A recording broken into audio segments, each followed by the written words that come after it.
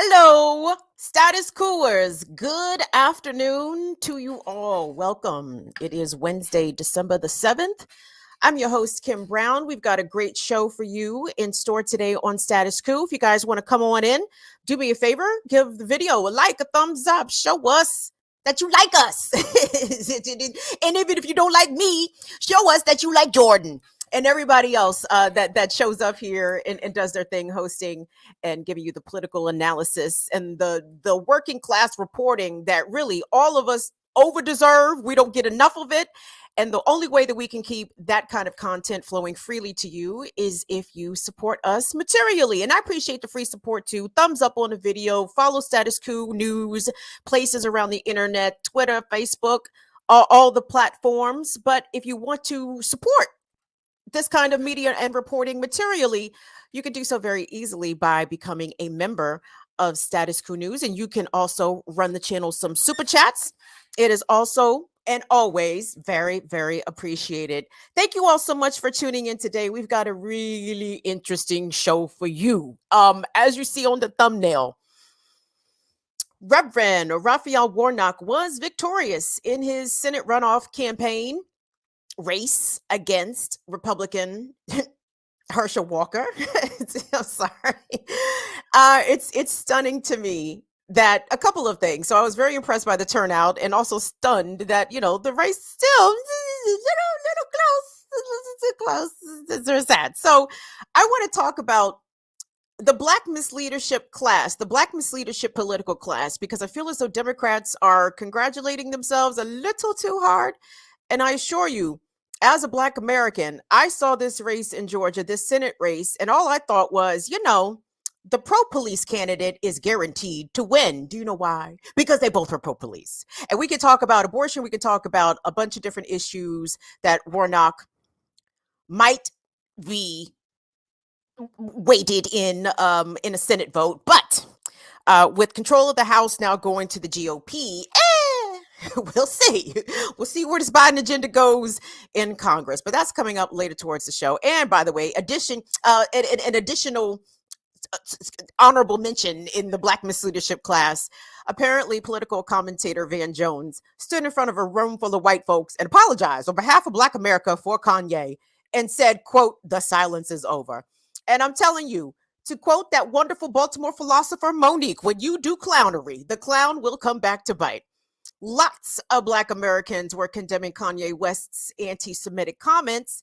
And if Van Jones actually listened to other Black people that did not appear on cable news, maybe he would not have thought that his take on the Kanye anti-Semitism was a solitary one. So we'll get into that a tad bit later in the show. We're also going to talk about the ways in which police in America are themselves threats to public safety.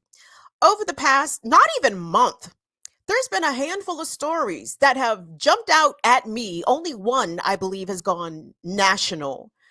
But police are out here, trigger warning for sexual assault and rape. Police out here raping people. Did you guys know this?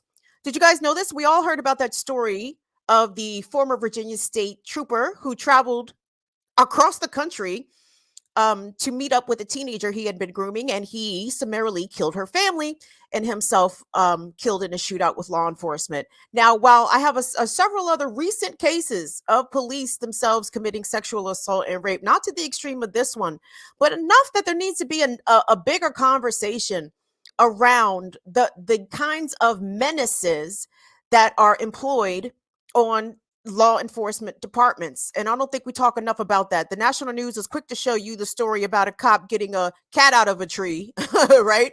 But they won't talk to you about the officers, former and current, who themselves are either credibly accused of rape and or sexual assault or who have been convicted of such. So we'll get into that in just a moment. But the first story I wanted to bring up kind of ties into the Georgia election and definitely is an election story more broadly. Because today, the Supreme Court listened to arguments in a case that they are expected to take up, and it's not very cool. Let's pop up that Washington Post article there, Colin. So the case is Moore v. Harper. And according to this piece in the Post, what Moore v. Harper does, it challenges the North Carolina Supreme Court's decision to replace a partisan congressional map with one that judges found more in tune with the state constitution's guarantees of free and allegedly fair elections. This case has drawn numerous and enormous and strident interest, mostly from critics warning the justices that they are about to make a big mistake. Okay, so the crux of this case is that the North Carolina legislature wants the ability to oversee every single aspect of state elections, and not even beyond state elections, but to vastly expand the powers of the state legislature. And the word legislature is going to be the crux of whether or not the justices decide to rule in the favor of the North Carolina Republicans. So the other aspect of this, hold on, I'm trying to find my paragraph where I had the things already pre-selected. But this is going to expand the possibility of further gerrymandering, Lord, with very little recourse from the legislatures, or pardon me, very little recourse from the courts. This is actually a system or a proposed radical change to the ways that state elections are being held. And basically, what it does is give overwhelming power to state legislatures and not giving a lot of redress in the courts pertaining the outcome of elections. And where a lot of people are concerned has to do with the political climate of election deniers, most of whom aligned with former President Donald Trump. And the concerns that civil rights organizations have is that should the court rule in favor of this decision by the North Carolina Republicans, by the North Carolina GOP, that the will of the people could be more easily overridden. If you have a state legislature that has already decided who the winner is, regardless of whatever the vote tally happens to be, you could put the election in serious jeopardy. And to me, this is what the eroding and the 2013 Supreme Court decision of Shelby County versus Holder, this is what that has brought us. This is the further evolution or devolution, depending on your perspective, devolution of democracy is what happens when you have people that are making decisions based on basically non-white people getting expanded access to the ballot box and asserting the powers to vote. After the election of Barack Obama in 2008, it was very clear that the Republicans, in addition to attacking abortion rights, that Republicans had voting rights firmly in their crosshairs. And it's really telling to see how far specifically Republicans are willing to go, because when you look at the Voting Rights Act, George Bush reauthorized the Voting Rights Act. George W. Bush, both Bushes, I believe. Actually, it was definitely W and definitely Reagan reauthorized the Voting Rights Act every single time and it came up. And most times it would pass Congress with an overwhelming majority. But when Obama got elected, nope. that one person, one vote, that's just going to be a problem. Not if they keep electing these darkies. We cannot allow that. Little did they know, Obama was an outstanding op. And we'll get to that when we talk about the Black misleadership portion of the program. But nonetheless, the attacks and the erosions of voting rights, which ultimately impact Black Americans and non-white Americans, continues to unfold. And if you thought the Supreme Court was done with Dobbs versus Jackson Health Clinic, nope. No. The GOP has got its people in place. It's got its chess pieces situated on the board exactly where they need them to be. And it almost does not matter whether or not the GOP has control of the White House. They got control of these courts, and that is where we are seeing Americans, specifically Black Americans' rights go away. They go away. And it's wild to me again, as a Black person, to see voting rights go away under the Black president or have voting rights severely eroded under the Black president, again, as a woman, particularly as a Black woman, to see in 2022 abortion rights in effect go away for everybody under a Democratic president and a democratically controlled Congress.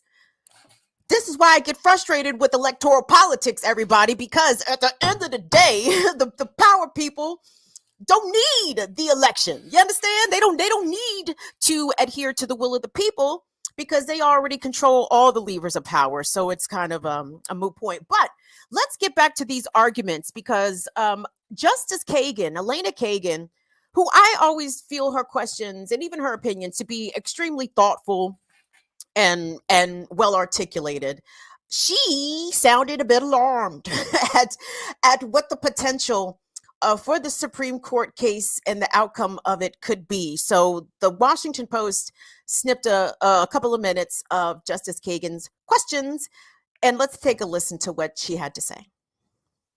Consequences, because this is a theory with big consequences. It would say that if a legislature engages in the most extreme forms of gerrymandering, there is no state constitutional remedy for that, even if the courts think that that's a violation of the Constitution.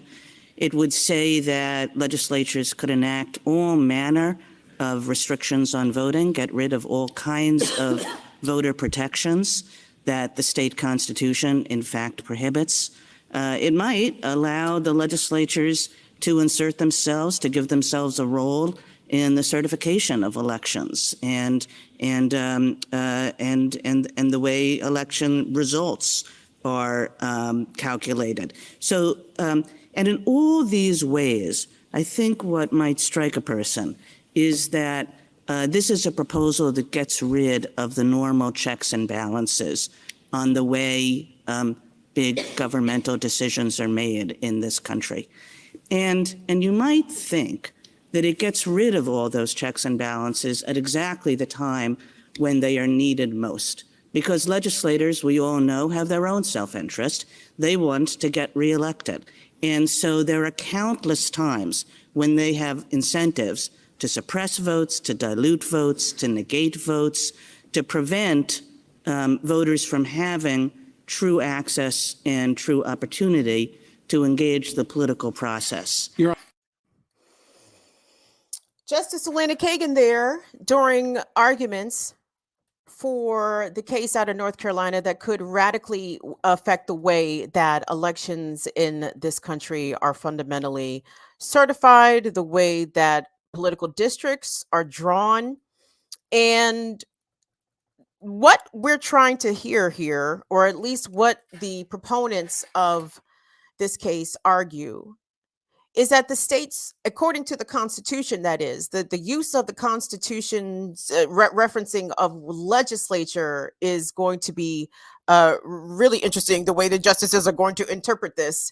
Because what the proponents of this case are trying to argue is that the states themselves have sole authority over everything, not just the states, specifically the state legislatures. And if an election does not go their way, or if there are challenges to the ways in which their political voting maps are drawn, well, tough shit. The state legislature has spoken, and there will be no redress for you. And I want us to go back a bit and hear some of the origins of basically the caller is calling from inside the House. The people that have been appointed to the nation's highest courts are not always the ones there to uphold democracy and freedom. These people have political agendas. And for anyone to think that the Supreme Court of the United States as an apolitical body, is a damn fool is the bottom line. And I think the Dobbs decision and Citizens United decisions definitely help to concrete that. Make no mistake, the Supreme Court is an agent and a tool and an apparatus of the bourgeoisie and the oligarchs to make sure that the peons, us, that our rights continue to be usurped. And so long as the interests of the elite continue to be served, then that's really all that matters. Democracy, what? Constitution, who? Yeah, they're not concerned about that. Let's go back and revisit some of the the predecessors for this latest Supreme Court. And by the way, y'all, because this court is so heavily tilted to the right, something like this could easily be ruled on by the Supreme Court that would continue to further erode people's access to the ballot box and whether or not elections go the way they ought to, with the person who has the most votes being declared the winner. That almost sounds like an optional thing, but it all began, not all, but the latest iteration of that. Let's go back to 2013, and we're going to hear some of the arguments from the court in the Shelby County case. I think it's going to open. We're going to hear again from Justice Kagan. You're going to hear from Antonin Scalia. You're going to hear from John Roberts. And what the premise of the Shelby case going down in a 5-4 decision had to do with the Republican argument that, hey, because Barack Obama got elected, that means racism is over, right? So we don't need the Voting Rights Act, and states don't need to come to the Department of Justice for pre-clearance when they make changes to the election law because racism's over. Oh, there's Obama as proof. Anyway, so the clip's going to pick up in the middle of oral arguments, and this is from a documentary on YouTube, All in History, Shelby County v. Holder. Let's take a look. The floodgates literally opened. That is an understatement, because every single state in North and South, won't say every single, obviously, that being, hyperbolic there, but a large majority of states began enacting voter IDs laws, began purging non-white voters off of the rolls in order to help suppress the vote. In fact, you can look even at this most recent election, the Senate election runoff in Georgia. Look at the areas and where you saw the longest lines. Look at the areas. And by the way, voting sounds extremely restrictive in Georgia. It sounds like it's a very onerous process. And that is not by accident. That's not a mistake when you have a state that has one of the highest percentages of Black residents in the country. Of course, they want to make it arduous to vote. And this is just an extension of the long American tradition of making sure that the only people they want to vote are white, the white, wealthy, preferably classed, middle and upper, the lower class whites. That's who they throw the red meat to get them all pissed off about the took her jobs. They took her jobs, right? That's what they throw to the lower, to the racist lower class whites. Of course, I'm not trying to be so classist and generalizing here. You guys know we're all friends, but But anyway.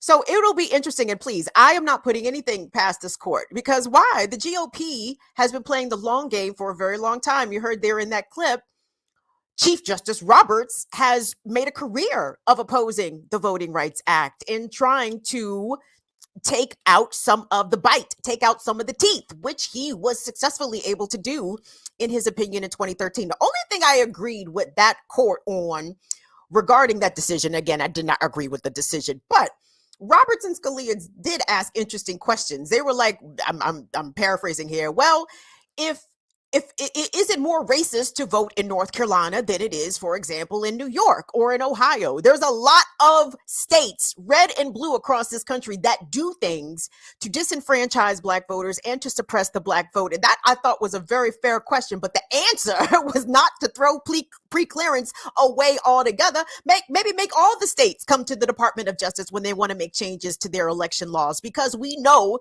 the way America is framed. The non-white vote is always marginalized, and they don't want it to turn out, right? So when it turns out, as we just saw in this Georgia Senate election and with the election of Obama, and even this bastard Joe Biden in 2020, when Black people decide to show up and vote, they can absolutely use their power as a voting bloc to shift the outcome of elections. I mean, that's part of how they got rid of Bernie in that South Carolina primary. But we're not going to trip off old shit today. We're not going to trip off old shit today. So you guys be watching Be watching that case, be listening out for the arguments there. Shout out to my people that's checking in the chat. What's going on, Aggressive Progressive? I see you, Big Teal. I see you, Paul X BSOG. Thank you guys for checking in. Big Teal, I saw you say, I'm only half-ass watching the chat, but as Big Teal, I saw you say females, question mark. Who asked something about females? Do I even really want to know? Hello, Nat. Thank you all, Fire Fam, for coming through. Thank you all so much for checking out Status Coup on today. Please give the video a like, thumbs up, and do all that funky shit. Now, so for those of y'all who don't know me, and that's cool if you don't, one thing I really cannot stand, trigger warning for sexual assault, child sexual assault, rape, police violence, police brutality. One thing I hate are rapers, okay? I believe that there should be some sort of, and I'm speaking for myself here, the views set forth by Kim Brown do not reflect that of Status Coup. I think there should be some sort of vigilante justice for people who commit rape and sexual assault, particularly those who harm children, okay? The criminal justice system in America is not up to the task, whether or not intentionally or unintentionally. We cannot say the police lack funding in order to track down and prosecute rapists, because the police are funded to the fucking gills, right? There shouldn't be a rapist, child molester walking around these goddamn streets relative to the amount of money that police suck up in state budgets, city budgets, especially when you compare how much these same cities and states spend on public health and public education. The cops get all the fucking money, and the Biden administration has doubled down to make sure that's the case. Now, what we don't talk about usually as a country is the amount of harm that police actually cause, okay? Police officers are among other professions, high stress professions, alleged high stress professions, police have a higher rate of abusing their partners domestically. And this issue about rape and sexual assault, I don't even know to what extent these statistics are even tracked. But as somebody that watches the news cycle, I have to say, over the past, let's say 3 weeks, where we are here, December 7th, end of October, beginning November, I saw a story about a cop being accused of rape and sexual assault. And over the next couple of weeks, I saw several. I saw several stories. I said, God damn, if this was MSNBC, maybe this would be reported as some sort of epidemic, right? There seems to be an outbreak of law enforcement officers being accused of sexual assault. Now, knowing what we know about the ways that rape and sexual assault are reported and or not reported, we know that an overwhelmingly number of rapes and sexual assaults are never reported, right? And out of the ones that do get reported, a fraction of them are ever thoroughly investigated to the point where they end up in either arrests or prosecutions, which is why I found that these stories of these polices being credibly accused of sexual assault and or rape and being arrested for such, I said, oh, they must have had evidence. It was not simply just the victim coming forward with their account of the events. No, like these police must have been doing it. Okay, so let's start with the beginning.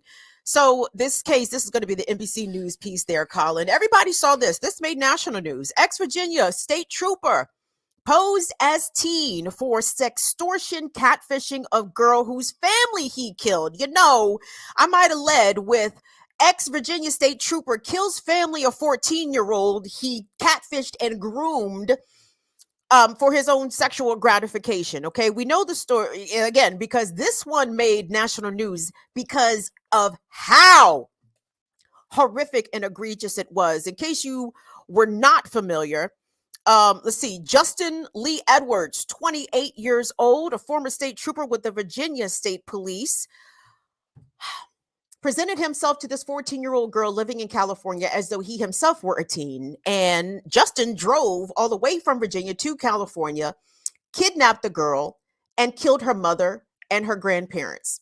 Okay? The 14-year-old was able to escape from his clutches, and he ended up dying in a shootout with police. Wow.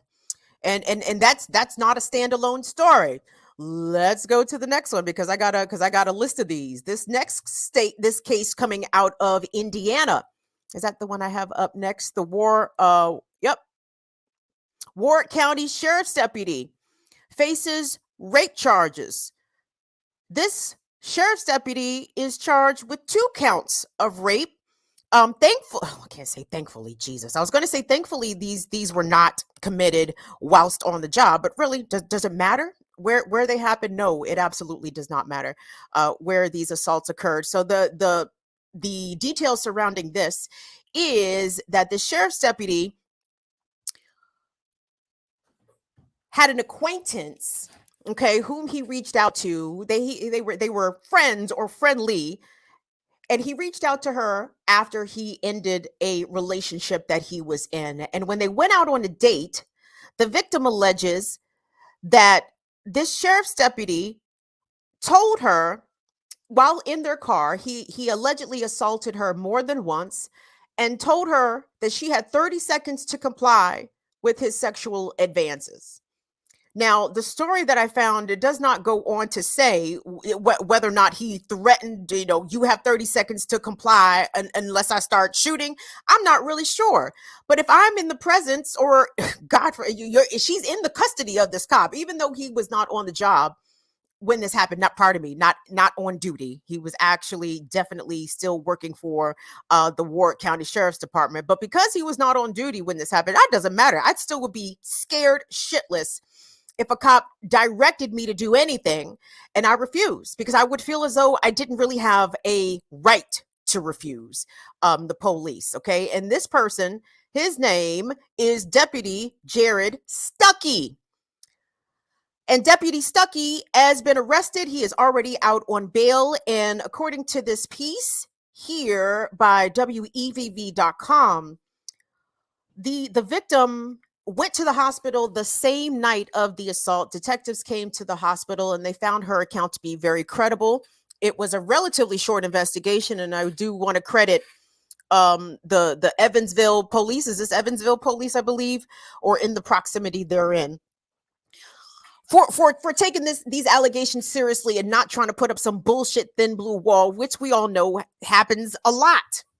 The next one, where are we going next? Because there's several. Oh, let's go to Salt Lake County. Let's go to Utah, because this story is pretty interesting, because this is actually not a cop being charged with rape and sexual assault. Rather, he is being sued along with the Salt Lake County Sheriff's Academy, because a current employee, a woman employee with the Salt Lake County Sheriff's Deputy's Office, like I said, this person is currently employed. The victim alleges that this trainer at the Sheriff's Academy sexually assaulted her several times while she was there in 2021 receiving her training. And this individual, hold on, I think his name is Brendan. I'm sorry. There's a lot of tabs open here, guys. Bear with me. But this individual actually was not fired from the Salt Lake County Training Academy. In fact, they were allowed to resign in connection with an internal affairs investigation that concluded that he likely sexually assaulted another person. Okay, so he was allowed to resign, didn't get fired, and I'm not clear. It does not appear so far as though charges have been filed against them. So this victim, who has chosen to remain anonymous, has filed suit against him and her actual employer for allowing this predatory, multiple serial abuser to remain on the job and to put her in a situation where she felt as though she did not have any right to refuse. Again, the power dynamics here that police wield as agents of the state, they are allowed to extort, coerce, or simply take by force sexual gratification. And I won't even just say from women. I can only imagine the amount of male victims, rape victims that there are out there who are just simply too afraid to come forward because of stigma, and again, because of fear of police retaliation.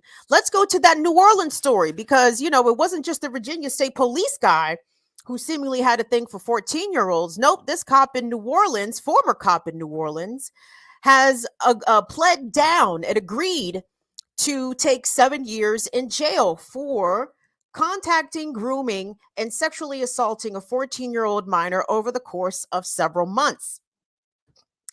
And you could look at all these cases and see that they are from different regions of the country. You may not even be able to draw a connection, but please be assured they are connected, because there is a pattern of practice of hiring misogynistic, racist, homophobic, transphobic people. It's almost like that's who they intentionally go out and recruit. Like, you have to be a white supremacist asshole in order to be police. And if you're not willing to either actually be a white supremacist, you better be willing to stand adjacent to it and uphold it no matter what. And all of these systems of oppression, if you're willing to engage in racism, then you're willing to engage in the oppression of women, then you're willing to engage in the oppression of the LGBTQ community. Like, I am tired of these tyrants getting our public dollars and given guns and given the right to execute people on the street for failure to comply or whatever that is. And you see that they take these same predatory, abusive behaviors that they utilize on the job, no doubt, but they take them into their private lives as well. Well, in 3 out of 4 cases, right? They take them into their private lives as well and are absolute terrors and menaces. And when are we going to look at the problem of sex abuse and the enabling of sex abusers in law enforcement departments as a public health crisis? Rape is a public health crisis. Rape culture in this country exists. I could do rape stories every single day, and the reason I don't is because I can't. I literally, I lack the emotional bandwidth, because I see these stories all the time and I understand how pervasive this is. But I think it is high time that the media covers these stories with the same breathlessness as they do shoplifting ring stories, with the same breathlessness as they do the fentanyl crisis, with that same breathlessness. Because why should public servants be free to abuse the public? It's an extension of the police brutality that we see Black people endure, and non-white folks, and women, you got to endure it too. Oh, by the way, I think anyway, I talked about this on my show a couple of weeks ago about the dozens of Black men in Milwaukee years ago who filed a class action lawsuit against the Milwaukee Police Department for sexual assault, because when they would stop and frisk these Black men, they would penetrate them anally, right, with their fingers, with whatever, and just violate them in very gross and demeaning ways. And these men filed a lawsuit and they were victorious. But I wonder if the Milwaukee Police Department is still engaging in those kinds of practices. Something tells me that they definitely are. So just be aware of that. Hey, let me go back to the chat here real quick, because I'm about to hop into my main thing. And I appreciate y'all coming in here and saying what's up. What's up, Tavers? All right. What's up, Donnie? Hey, afraid not. Dawn says, thank you for being a leader on this reporting, Kim. That's very kind of you to say, Dawn, and I appreciate that. Thank you so much. Paul XBSOG. Paul says, yes, Melanie, like the sheriffs of Nottingham. To be honest, I got to figure out what the context is for that. Thank you all so much. We appreciate your comments. We appreciate you guys participating in the conversation. And again, don't forget to hit the like, the thumbs up button, become a member of Status Coup, support the channel in all the ways that you can, and do that. So let me get to this Black misleadership, because okay. I'm gonna give you guys a peek behind the curtain. So, I text with Jordan, trying to figure out what our topics are going to be, right? And to be clear and to be fair, Jordan tells me I can talk about whatever I want to talk about. But Status Coup is more on top of the news cycle than I am on my channel, right? Because I don't break news. I do not. We do not break the news over on Burn It Down with Kim Brown. We try to amplify stories that I think were either underreported or did not get enough attention, or it's shit that never got reported on in the mainstream at all, but went viral somehow on social media. Those are the kind of stories that I try to go to. So I didn't have, I did not have any recap of this Georgia Senate election on my rundown. I had no intentions of covering it, but I was going to cover that Tommy ass dude, Van Jones, who gonna apologize to white folks on behalf of Black America regarding Kanye West. We'll get to that in a second. So when Jordan asked, was I going to cover this? I said, I wasn't planning on it, but I think it fits. It absolutely fits within the segment, because when you look at this race, this Senate race, which the Democrats spent, well, not just Democrats, I believe cumulatively almost $500 million, $400 million spent on advertisement in the state of Georgia pertaining this runoff election. Obama, they had Obama down. Obama just moved down to Atlanta. Obama been in Atlanta for 6 whole weeks, showing up everywhere, right? So the Democrats were super invested in getting this race won. And the Republicans, once it was determined that, the balance of power in the Senate would not be made nor broken by the outcome of this election, perhaps Republicans took their foot off the gas a little bit. And then at the end of the day, Herschel was not a good candidate. And hold on, before we get deep into the woods, let's pop up that Herschel concession speech. Because truthfully, I thought it was going to be way funnier than what it was. I thought it was going to be hilarious. But truthfully, Herschel seemed a little subdued by this, right? I saw him more hyped up, challenging those domestic violence allegations against him and all the many stories of him paying for abortion services for his partners. I saw him way more energized then, but I see he seems a little bit deflated now. Herschel really thought he had a chance, and God damn it, I guess technically he did have a chance. But let's check out a snippet of Herschel Walker's concession speech. So I want to say, I'm never going to stop fighting for Georgia. So I want to say, I'm never going to stop fighting for Georgia. I'm never going to stop fighting for you, because you're my family. Because I always, I'm a winner. We're all winners. So we're all winners. And that's what I want to say. We're all winners. And I want to say, God is a good God. God bless you guys. And let me tell you, stay together. Continue to believe in our elected official. Always cast your votes, no matter whatever is happening. Cast your vote for all that. And God we trust. I do. In God we trust. Continue to cast your vote. Never give up. All right? God bless you guys. Thank you, guys. Now, thank you. All right. God bless you guys. God bless all you guys. And pray for your elected officials. Yes, Lord. So there's Herschel. Hopefully, we're seeing Herschel's swan song there, where it pretends to him being politically active. I don't want to see or hear anymore from Herschel Walker. But I'm about to show you guys the issue that I have with this whole scenario, with which black candidate was most palatable to Georgia voters. And by the way, the fact that Herschel was even the nominee for the Georgia Republicans, to me, just tells me everything I need to know about what they expect of black people and the kind of black people that they are comfortable supporting.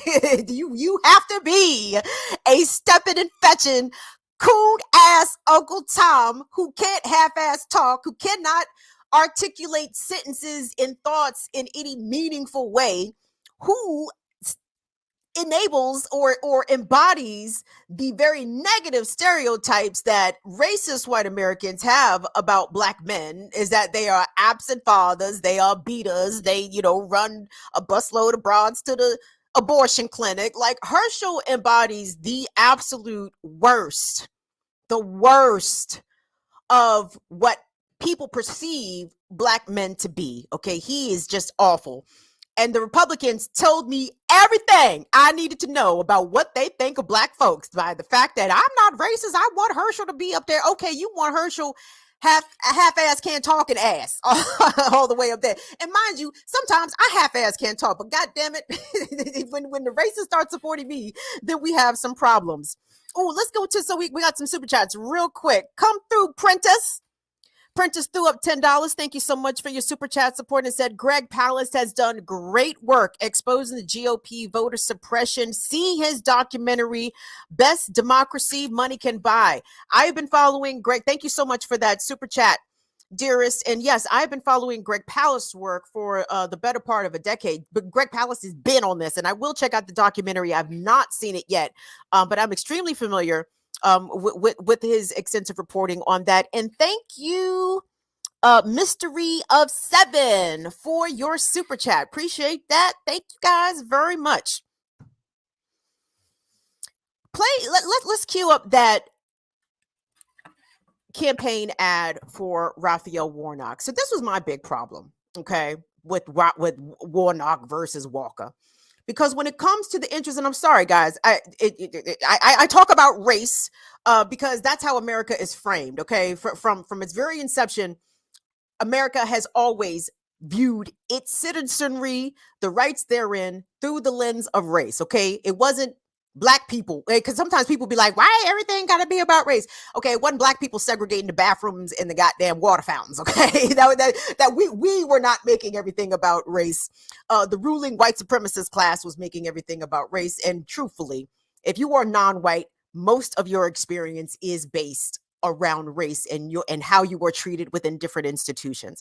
So when I look at Raphael Warnock, Democrat, and Herschel Walker, Republican, I see almost the same Bama. Okay, I know Reverend Warnock is a brilliant scholar, theologian, etc., but he wants to uphold all the principles of the empire, same as Herschel Walker. He wants to maintain U.S. military hegemony around the world. So does Herschel Walker. Where they differ is obviously on the area and the issue of abortion, but it's going to be hard for that Biden, for this new Congress, for the Biden White House to get abortion codified in the federal law when they don't have the House, right? And it's nice, it's cute they got the Senate, but good luck getting such a bill passed through the House, and we'll see how that goes. And that's why I have no confidence in Democrats whatsoever, because all my rights seem to be going away under Democrat elected officials. But anyway, let's get to one of the ads, and this was just one of at least 2 or 3 that Raphael Warnock ran to show his support for law enforcement. Let's take a look.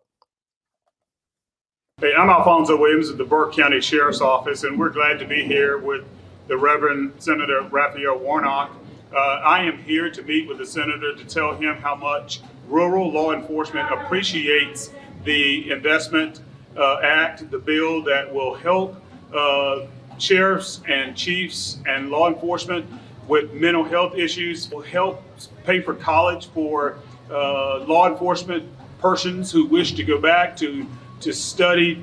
The senator really gets that we often in rural areas get swallowed up by the larger agencies. So this bill is going to focus on providing funding for agencies with 200 or less sworn personnel. It's an opportunity to address our physical and mental health needs, and I'm excited about it, and I wanted to be here to say thank you. All right. Now, some of y'all may or may not be familiar. So are y'all hip hoppers? We got some rap heads in the building. KRS-One, you all should know him, goddamn it. I know some of y'all is young up in here. I don't give a goddamn. If you are a fan of rap music, you need to understand some of the foundations. KRS-One has a very seminal song called Black Cop. Black cop, black cop, black cop. Stop shooting Black people. You all got to stop. You don't even get paid a whole lot. Take your 4 or 5 and put the pun lock. Sorry. I got a little hyped up. Listen. Raphael Warnock having the support of Black police does not change my mind about him at all. In fact, it just reinforces to me that he is there to uphold the agenda of the state. And the state's whole purpose when it comes to law enforcement is to make sure that Black people and non-white people stay in their place, right? They want to make sure that they stay in their place. There is a school to prison pipeline. There is stop and frisk. There is all sorts of law enforcement apparatuses in place to ensure that the jails remain filled with Black and brown folks. Okay. So for Raphael Warnock to stand shoulder to shoulder with law enforcement tells me that he just wants to uphold and continue that system of power. Okay. That to me was an anti-defund the police ad without ever saying, I don't support defunding the police, which we already know that he does not. And I'm telling you, that does not make me feel safer. If I were a Georgian Would I feel safer with Senator Warnock or Senator Walker? And I'm trying to tell you, I can't know. I'm not sure if I can pick the lesser of those two evils, to be quite honest. And again, I hear people when they talk about abortion, but guys, look at what is going away under this Biden White House. Look at the ways in which Democrats squatted up, pun intended, to kneecap the rights to strike by the railroad workers union members, right? I mean, the Democrats did that. And Warnock was smart enough not to vote on the shit, by the way. Warnock was out of town. He was not even in DC when those votes were going down. Warnock said, I got a campaign. Y'all not going to be able to pin this on my record. But sir, your record is already long enough with other things. And to Warnock's credit, let me just say this, because on another channel that I appear on, Black Power Media, one of my comrades, Kalanji Changa, who is the founder of the FTP movement, made the point that Raphael Warnock, Reverend Warnock, when the state of Georgia murdered via execution Troy Davis, an innocent man by all accounts, Reverend Warnock showed up and was trying to get the execution of Troy Davis not to happen. So I'm glad that he might have had some radicalism in him at one point. But once you go to the Senate and you become a senator, your job is to uphold the rule of power, okay, and the rule of law. And Black people in this country, non-white people in this country do not have that power. Shout out to Tony Dallas with your super chat support. Thank you so much. Tony says, rape by cop is a massive problem. Unless you purge the bad apples from the ranks, public trust will flounder. And Tony Dallas also goes on to say, Walker needs therapy, not a Senate seat. I think they all need therapy. I think Herschel's problems are just a little bit more easier to see, and his intentions were pretty transparent. It is the liberals, truly. It's the Black misleadership class that I think is very dangerous. Not only to the Black community, but to well-intentioned white folks who look at a Raphael Warnock and contrast him against somebody like Herschel Walker. You would think, he's the more reasonable selection, the obvious choice. And to some extent, you're not wrong. But when Raphael Warnock supports, when he supports all of the things that enable the systems of oppression to keep us down, then that's not something that I am reassured about. And speaking of the systems of oppression, this person continues to oppress us with their political opinions. And of course, I'm talking about none other than Van Jones. You guys know Van Jones, right? Do you? Van Jones, the same one who got up there, well, first of all, part of the Obama White House. Again, to talk about the Black misleadership class, let me say this real quick before I get into Van Jones. Barack Obama was the most successful op ever. Not just run on America, but run on Black America specifically, because Barack was the culmination of the dreams of the civil rights movement. The non-radical wing of the civil rights movement, let me say, not part of the Black radical movement that came out of the 60s and 70s, but the more traditionalist, I suppose, the Kings, the John Lewis. And King himself obviously had some radical viewpoints, but saw Black people assimilating into the political system as a means of hopefully asserting and gaining some more political power. And Obama was the realization of that. But what did Obama do when he got into office? He chastised Black people and told us to pull our pants up, right? Barack Obama deposed via force, via regime change, a leader in Africa of Muammar Gaddafi in Libya. Would you like to know the state that Libya is in now? Horrific. Thanks, Obama. He also tried to enable regime change in Syria. He also authorized the Back the Blue law. Didn't he have a law, the Back the Blue law, to make sure the police absolutely got more money? Barack Obama bailed out the big banks instead of bailing out Black homeowners, and Black wealth fell sharply under Barack Obama. a very successful op, might I say, because Barack Obama snowed a lot of us. And let me count myself in this, y'all. I went and knocked on doors for Obama in Pennsylvania in 2008. Do you understand what kind of a fucking idiot I feel like now? I feel like a tremendous dummy. It is always a self-drag to me. And that's why I'm not embarrassed to say that I knocked on doors for Obama, because, you know, when I was a babe, when I was a child, I did childish things, right? And even though I'm not complete in my political evolution, I understand now that the Democrat and the liberal policies are there to lull us to sleep. They are class division policies, they are racial division policies, and they are there to keep us asleep and subjugated. And Obama did an outstanding job of that, and he's still very effective even to this day. So wait, hold on. Oh, so Van Jones. Let me get to Van Jones, because that's where Van Jones got his start in the Obama White House. Now, this is what Van Jones said last night in New York, and I don't have a clip. How I wish I did, because I would love to have heard this. I would love to hear the delivery. But per Jacob Kornblue, do I have that tweet? Colin, there we go. So keynoting the UJA Fed New York, at the Wall Street dinner, Van Jones apologized to the Jewish community, quote, for the silence of my community, end quote, allowing, quote, an African-American icon praising Hitler and Nazis, and we act like we don't know where that hatred came from. We do what now? And then he went on to go on to say, yay, nah, and said that the silence ends now. The silence ends now. So about that, first of all, let's be clear.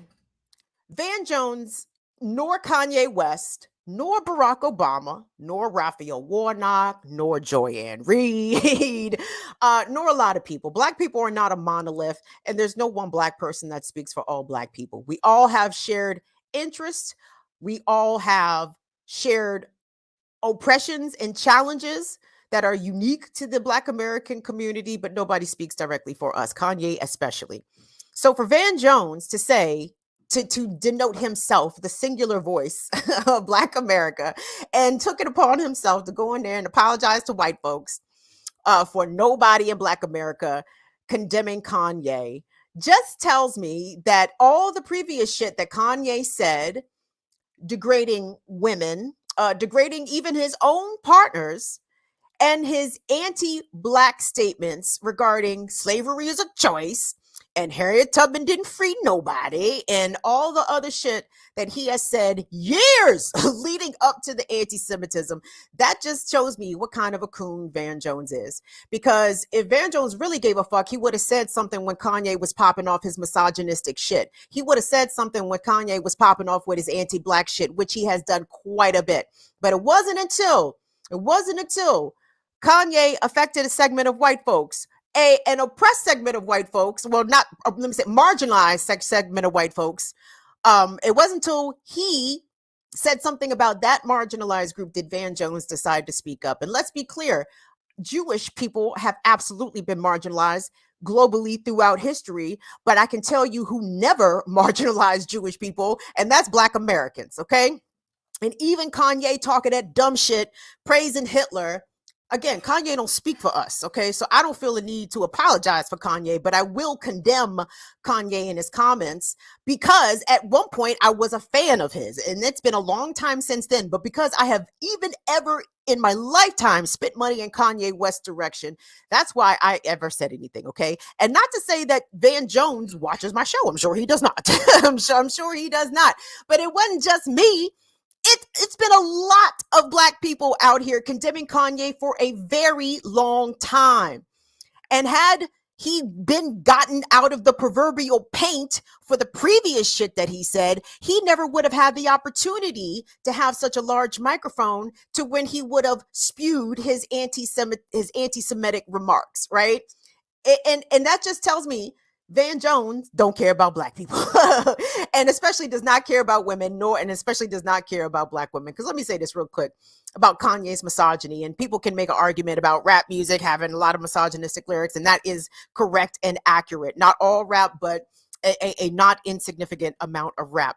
But Kanye has had a very bad habit in addition to his anti-Semitism. But again, he was anti-woman before he got to his anti-Semitism. He has a very bad habit of demeaning his former partners publicly in the press when they break up. Okay. And he demeaned loudly and disgustingly at least two of his previous black exes, Amber Rose and his former fiance named Alexis, said very disparaging things about them in the press. Nobody fucking said boo about it.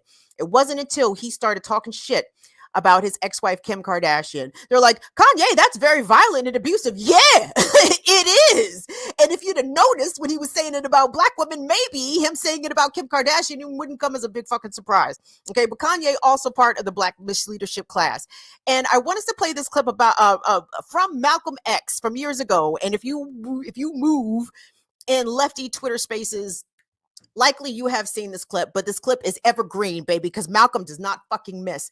And to put this clip in some historical context, okay, so this is when Malcolm X was still part of the Nation of Islam. This was before he was excommunicated from the nation. So you're going to hear in this clip him praise Elijah Muhammad, who was the leader of the Nation of Islam at the time. So I want you to hear the parts of this in which you can easily insert Kanye West's name as a black entertainment clown / buffoon, and when you can very clearly insert Van Jones's name as the Negro interviewer sent into the black community to gather information, but the black community does not trust them. So keep that in mind. Keep the historical context that I've set forth in mind, and check out Malcolm X Never Fucking Missing. Let's go. Now, concerning the poll taken by Newsweek magazine, I think you said that this was the leaders who said that, who went with King and against Mr. Muhammad around 90%. I just told you a little while ago, these leaders that they call leaders, this included Lena Horne, this included Dick Gregory, and this included comedians, comics, trumpet players, baseball players. Show me in the white community where a comedian is a white leader. Show me in the white community where a singer is a white leader, or a dancer or a trumpet player is a white leader. These aren't leaders. These are puppets and clowns that have been set up over the white community and over the black community by the white community, and have been made celebrities and usually say exactly what they know that the white man wants to hear. And it is an honor, actually, that they endorsed Dr. Martin Luther King and were against the Honorable Elijah Muhammad. That's actually an honor. Now, when you say that they also, in this same Newsweek poll magazine, they, I think the pollster said that he went into the Negro community and asked about the Muslims. And many Negroes whom he asked said, well, I never heard of the Muslims. Who are they? You know, this is the rank and file we're talking about. Oh, yeah. Now, when they got down to the rank and file, this was the answers that they got. This is equivalent to the situation in Kenya during the Mau Mau uprising, when many frightened whites in Kenya, Africa, would go among the Africans and ask them, what about the Mau Mau? And the African would say, I never heard of them. And the same white man who would ask the African this question and very naively believe what the African said, when he went to bed that night, he would lose his head. And usually the one who took his head was the same African who told him that afternoon he had never heard of the Mau Mau. Except in the Newsweek poll, they used Negro interviewers. You'll find that oftentimes Negroes are as much on guard around Negro interviewers, who usually represent the bourgeois element of Negroes, as they are on guard around whites. Usually Negroes know that when this bourgeois Negro walks through the door, he is not doing something that he's initiated himself, but he's involved in something in which the white man is the absolute author of and has sent him to the Negro community for some information. And when they give that Negro some information, usually they give him the information that they want him to take back to the white man, because that's who he's going to take it back to. Jesus. Malcolm X, poet, prophet, revolutionary, black radical, say his fucking name. Y'all, He could have very easily been talking about Kanye West and Van Jones. And listen, let me just and I want to say this really for the non-black viewers, okay? You heard what Malcolm said. Like, does anybody go to Jerry Seinfeld and ask him, what's up with this vote? What do you think about the way Bernie Sanders voted? Or does anybody go, they totally should, but does anybody go to Tom Brady and ask him about Donald Trump election denialism? No, it is the black community almost exclusively in which our celebrities are expected to be representatives for the entire race, okay? And you need to stop asking people who dribble basketballs, and not to say that people who dribble basketballs and people who sing and entertain don't have opinions, and they should be free to express them and be willing to be criticized if those opinions are very wayward and harmful in the ways that Kanye's are. But you don't see that. you don't see those same expectations for white celebrities to speak up on behalf of political issues that undoubtedly affect them as well and affect the country at large. And it's very unfair to put these expectations of good, well thought out, well researched answers on black celebrities who are not experts in these realms, right? And with Van Jones, and I said that to say, so non-white people, non-black people watching this, when you see somebody like Van Jones talk about, I'm apologizing on behalf of Black America, I need you guys to discredit that shit in your own heads. Because I assure you, Van Jones has been well discredited in the black community. This motherfucker got up there and cried big tears because of Donald Trump and said that Donald Trump was a great president and did some very good things for the country. Van Jones has been pivotal. And he's almost a perfect example. Well, next to Obama, of course, he's almost the perfect representative of the black misleadership class, because he will align himself with the most powerful, the most wealthy individuals within the society in order to advance his own platform, his own financial interests, his own accumulation of power. Cried over Trump, kicks it with Jeff Bezos, and going to apologize on behalf of black people, on behalf of Kanye West. A clown, a coon, okay? Now, white folks, y'all can't call him a coon. I'm going to say it for everybody. Coon, okay? That's what coons do. And y'all need to discredit the black misleadership class, okay? And I know it's tough when we're trying to build political power and you see black Democrats and you hope, somebody might do the right thing, but they are in those positions for a reason. They have been elevated to the bourgeoisie and to the elite for a reason, because they are not there to advance the interests of the people, as demonstrated in this recent railroad workers vote in which Democrats shut it down. And I'm not reassured that our rights to vote, to have access to abortion care, these things still remain extremely precarious and oftentimes unavailable and inaccessible under Democratic leadership. And that's where I think we need to reassess the ways in which we prioritize electoral politics. And we actually need to start organizing and building grassroots street-led movements, which is why I appreciate channels like Status Coup, because Jordan talks to the organizers, he talks to the labor union members, and we get the real story. But goddamn, y'all, if we're trying to vote our way to freedom, we will be voting for 1,000 years. I think it's way quicker to burn it down and rebuild it in 100 years. But that's my time. Hey, big up, Humorous, long time no see, Humorous. Appreciate you, come through. Let me read Humorous's super chat, and then we're going to push off. So Humorous says, anyone who meets the constitutional criteria to run for office should be allowed and be on the ballot to do so. In this country, that's not a fact. There's a lot in this country that's not a fact. There's a lot in this country that's not a fact. The whole public relations machine of democracy and liberty in the United States has been extremely well executed, and a lot of us have fallen and taken the bait. But anyway, guys, that's my time. Thank you all so much. My deepest apologies to Colin for holding him hostage. Thanks so much to Jordan. Just really quick, y'all. COVID is out here jumping on people, so please kindly keep wearing your masks. Mask indoors, wash your hands, social distance. Thank you so much to the Fire Fam for checking me out. And if you're interested in my little spiel on things, you can go over to my channel, Burn It Down with Kim Brown on YouTube. I do a live show every Tuesday and Friday, 7 p.m. You can follow me online, Facebook, Instagram, at BIDWKB. Follow me on Twitter at Burn It Down KB. And thank you so much to Jordan and Colin. I will see you guys next